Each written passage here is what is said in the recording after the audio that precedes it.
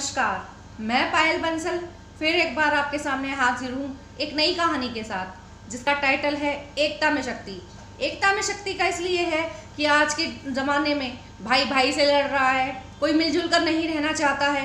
जो परेशानियाँ आती हैं उनका हल भी नहीं निकल पाता है अकेले होने की वजह से, और उनमें ज़्यादा गिरता चला जाता है इंसान।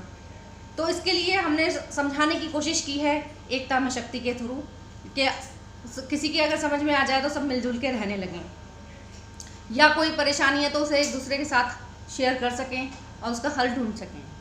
एकता में शक्ति। एक बार क्या होता है कि बहुत सारे कबूतर होते हैं, उनका एक दोस्त होता है चूहा। वो आपस में मिलजुल कर रहते हैं, दाना चुगते हैं, खाना खाते हैं, सब कुछ मिलजुल करके कर रहे होते हैं। तो एक बार क्या होता है, कबूतर उड़ते उड़ते सारे ही कबूतर उड़ते उड़ते आकाश में थोड़ी सी दूर निकल जाते हैं, जिसमें कि उनको ये लगता है कि अभी हम बहुत दूर निकल आए हैं और हमें भूख भी लग रही है, हम क्या करें। तो वहाँ पर एक शिकारी ने पहले से ही दाने डाल रखे होते हैं जिससे कि वो उन कबूतरों को पकड़ सके, या कोई भी पक्षी आए तो उसे वो आराम से पकड़ सके। जैसे ही वो दाना चुगने लगते हैं, वो शिकारी बड़ी होशियारी से उनके ऊपर जाल डाल देता है। वो सारे कबूतर उस जाल के अंदर फंस जाते हैं। फंस जाने पर वो कबूतर खूब तेज चिल्लाने लगते हैं, लेकिन कुछ नहीं हो पाता है।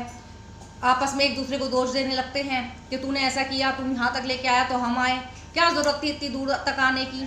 लेकिन तभी क्या होता है कि दूसरा कबूतर बोलता है कि रुको, पहले मेरी बात सुनो, हमें अब इस परेशानी से बाहर निकलना है।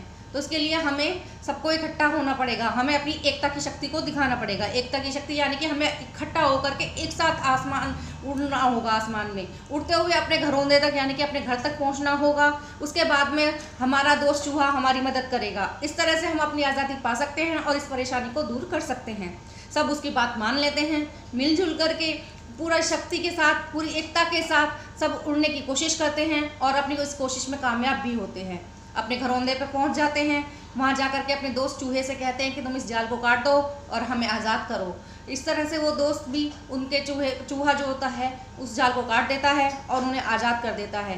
तो देखा आपने कि एकता की शक्ति की वजह से वो अपनी जान भी बचा पाए, अपनी आज़ादी भी हासिल कर पाए और इस परेशानी से बाहर भी निकल पाए।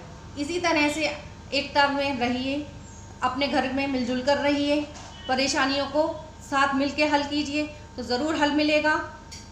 धन्यवाद। अगर आपको मेरी कहानी पसंद आई हो तो लाइक, शेयर, कमेंट ज़रूर करें।